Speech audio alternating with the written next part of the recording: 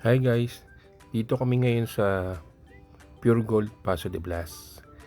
Sweldo ko kasi ngayon kaya naisipan kong i-treat si Mrs.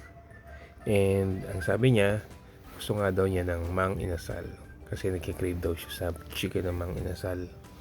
Medyo matagal na rin kasi kaming hindi nakapag mang inasal kaya eto, namimiss na daw niya yung lasa. Araw-araw kaming nadadaan dito sa Pure Gold Paso de Blas, pero this is the first time na makapasok kami dito kasi dito lang yung may mang inasal eh. After nito wala na kaming madadaan ng mang inasal.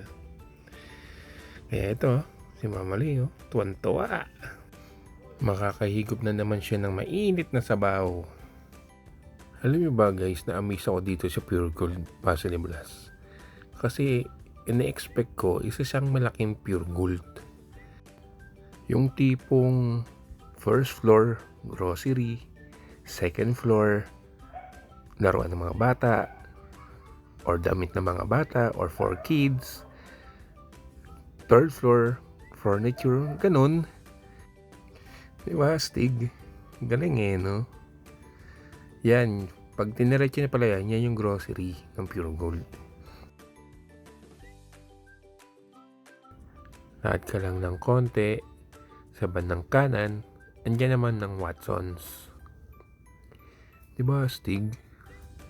Galing eh, no? Para kang napunta ng mall, bigla.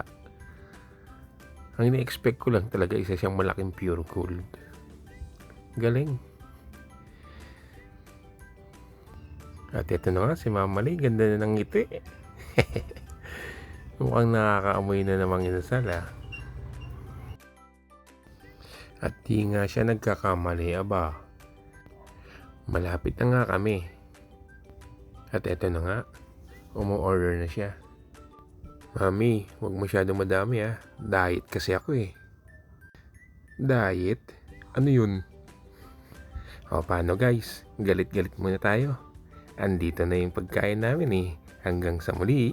Bye-bye!